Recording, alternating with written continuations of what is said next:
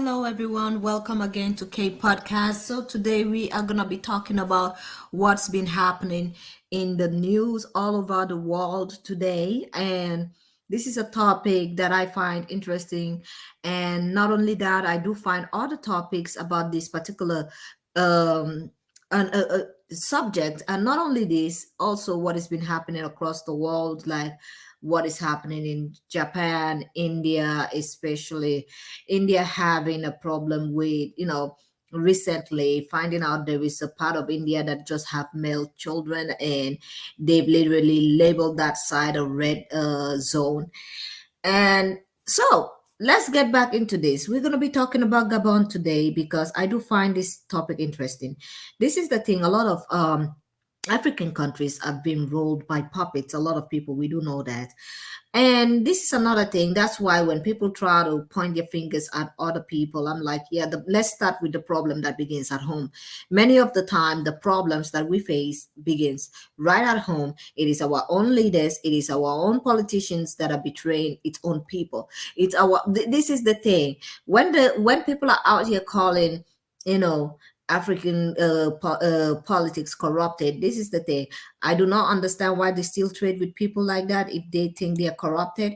And at the same time, when we are pointing fingers, we forget to point fingers right back at home. We forget to point fingers at these many politicians that embezzle money and have accounts all over the world, and they have been literally doing business that benefits them, because let's not forget, anything that these people are doing is solely beneficiary to them, and they have, I'm pretty sure they have like a opportunity of hiding those money and not facing any consequences. Now, this is what has been happening. Let me just bring up this video of a young man introducing us to the president of Gabon, Ali. Is it Ali Gabon or something? So let me bring him up here so he can formally introduce this president to us. And this is the thing, his family has been ruling Gabon for a long time, not as a monarch, but mostly as a democracy. So you can imagine that he inherited this seat from his dad, that was the president. So let me bring this video up. President of Gabon. See him, look at him. Look at him. This is Ali Bongo. He's struggling to walk. And this is the guy who has refused to leave power. And you guys are condemning the military for taking over. Look at him. Look at him. His father ruled Gabon for 42 years. And this guy has been in office for 14 years. And this guy still wants to run for more terms. Look at him. Just look at him. I think most of you have not even seen him. Look at him. This guy will be dying very soon, and this guy has refused to leave power. Look. This is the thing. Many of the politicians see it right back in the continent, feel as if it is a monarch. They don't want to say it. Many of the times it's their children, after they leave the seat, it's their children, their family members that take over the seat. So they do not actually, whenever they have elections are mostly frequently rigged. And this is the thing, a lot of the people that they rule do not have the voice to speak, because first of all, they do not have the forces. And this is the funny thing, especially when it comes to Niger, because Niger had actually given France, is it 24 hours, is it last 2 days to leave, and they did not leave and all of that, and they're still fighting around that particular topic. I'm going to say this. I feel like at this point we should be looking at the politicians, the people that are ruling the countries back in the continent, because they play a major role in all of this destabilization of their own people and making sure there is no growth, because they do not care. Most of them have houses outside. Most of them have like fortunes, and that is not written down, nor do anybody knows about it. And these are the same people that will come out and be like, oh my God, the election wasn't rigged. How can you be ruling a country for 40 years? Is that democracy or is that monarchy? Look at him. This guy has refused to leave power. What do you expect the people of Gabon to do? And the most annoying thing is this guy is supported by France. France is protecting this guy. So is this democracy? They want this guy. Right? Let's say this: France is supporting him, protecting him mainly because of their own interests. Many countries out here, many civilized countries out here that we would call the first world countries, are mostly protecting their own interests. That's why you see a lot of these civilized countries go into Africa and trying to, make contact, make business plans, and have business connection, and actually, everybody have an interest. Everybody has an interest, but it is a shame to see that a lot of African leaders do not think before even doing anything, because it doesn't matter how the whole world shamed the whole continent and the countries in it. I feel like many of these people are shameless. They have no shame. They thrive in it because they feel like they're the, you know token out of it. So let's continue.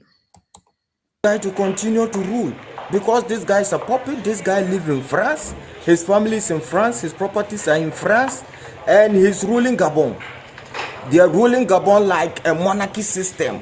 This is Ali Bongo.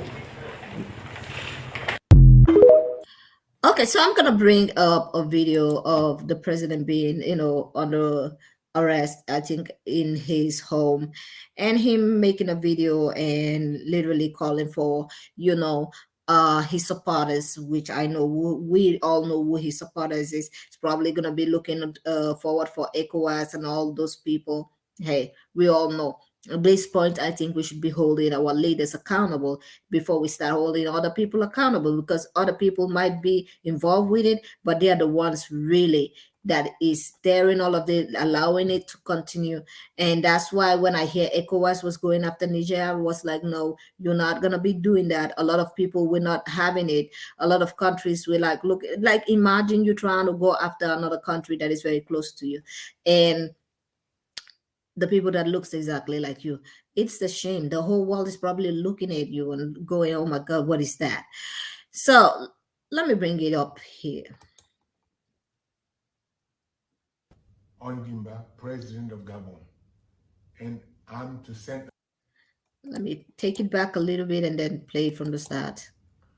I'm Ali Bongo, Ondimba, President of Gabon, and I'm to send a message to all the friends that we have all over the world to tell them to make noise, for the people here have arrested me. This is the thing. You are asking for people to come and rescue you for your own people arresting you. You're calling for other people from all over the world to come rescue you. You've forgotten that. Have you given the people civil, like, what have you done for your people? Why are your people under duress? Why do they feel like they have to go through this to get, to achieve what they want to achieve? Because people are not under duress and going under all this coup and all of this without a reason. You might have a house in France and all of that, account, a bank account, and all of that. You go over there and you leave. But the people down there, they have to face everything and all the difficulty, poverties, and all of that right back at home. You don't have to face that. And this is the thing. Some of these people have no conscience. And my family, my son is somewhere, my wife is in another place, and I'm at the residence. Right now, I'm in the residence, and nothing happening. Nothing is happening. I don't know what's going on. So I'm calling you to make noise, really. I'm thanking you.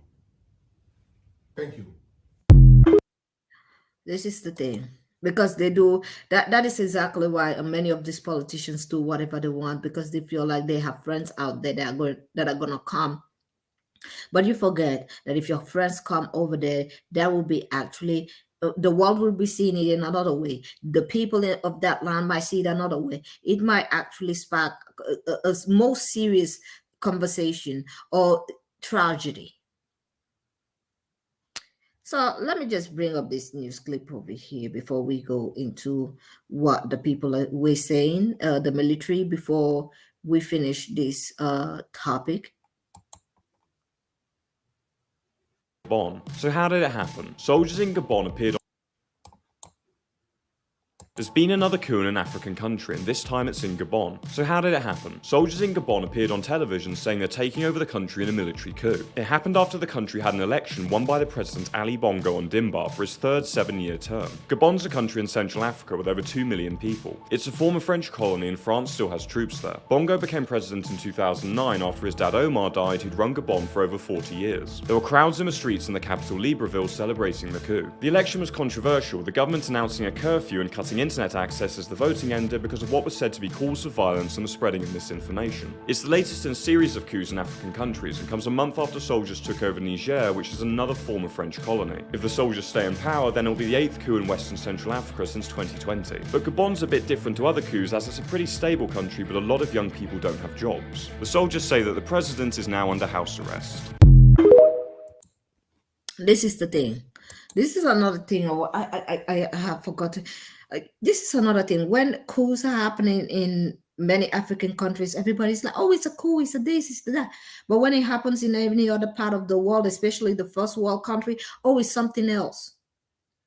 Like when we see what is happening with the war that is going up in Europe over here with the Ukraine, everybody has a sympathy. Like, oh no, even French, everybody want to be humanitarian then. But whenever things happen in Africa, all of a sudden we have a change of mind.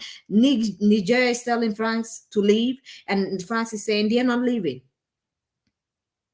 They are telling them to remove their military base, and they're saying they are not leaving. But when we want to talk about, people in this side, oh my God, if Russia come over here, they're gonna take over the whole of Europe. But you're over there doing something that you are not supposed to be in that land. You're not supposed to be in that land in the first place. But people have different feelings for other people. They choose who they sympathize with and who they do not sympathize with. So we're going to play this last video over here before we leave. Noting an irresponsible, unpredictable governance which results in a continuous deterioration of social cohesion that risks leading the country to chaos, today, the 30th of August, 2023, in the name of the Gabonese people, we, the Committee of the Transition and the Restoration of Institutions, have decided to defend the peace, putting an end to the regime in place. To this end, the general elections of August 26, 2023, as well as the results, are cancelled. The borders of the country are closed until further notice. All the institutions of the Republic are dissolved. The government, the Senate, the National Assembly, the Constitutional Court. We call on the population for calm and serenity, and we affirm our attachment to the respect of Gabon's commitments to the international community.